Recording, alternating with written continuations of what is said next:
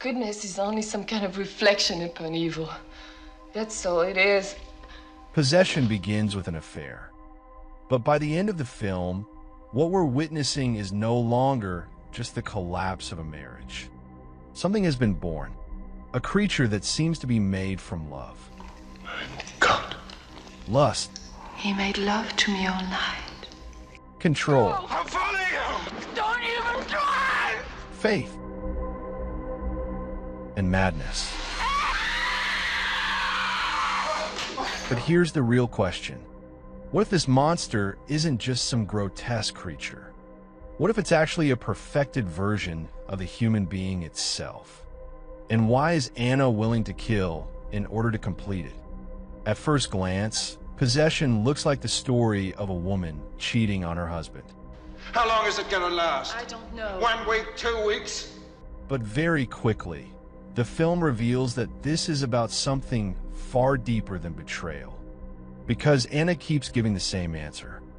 I don't know. I don't know. But what is it that she truly doesn't know? The reason for her betrayal? The reason for her hatred? Or the thing growing inside of her? It feels as if Anna herself no longer understands what's happening to her. And maybe that's what makes the film so disturbing. Because sometimes people are controlled by something inside themselves. Something they cannot even name. I'm unable to say it. Maybe it's impossible to say. Maybe I'm too stupid. Little by little, the film creates the feeling that Anna is no longer entirely human. Her behavior changes.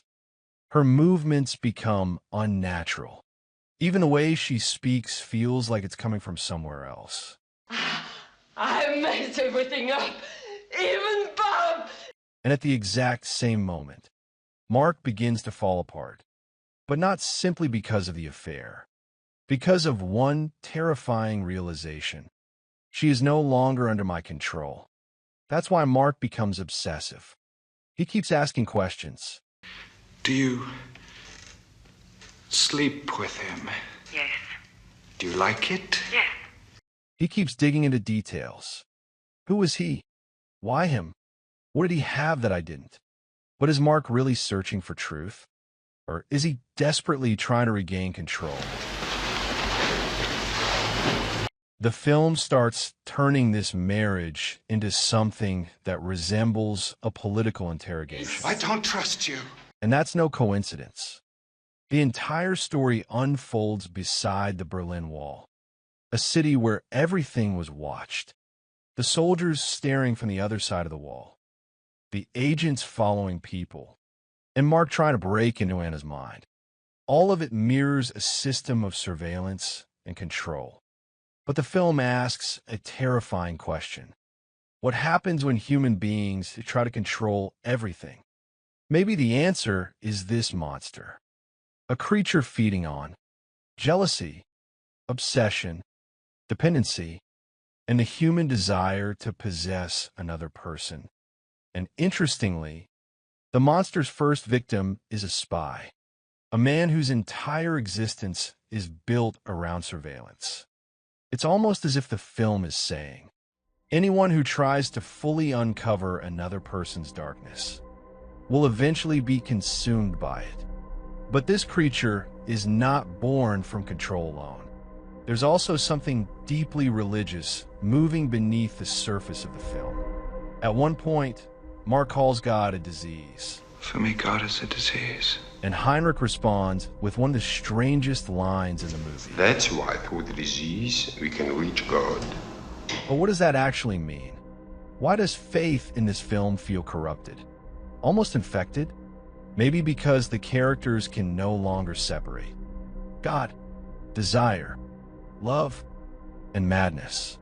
That's why Anna believes something divine exists inside her.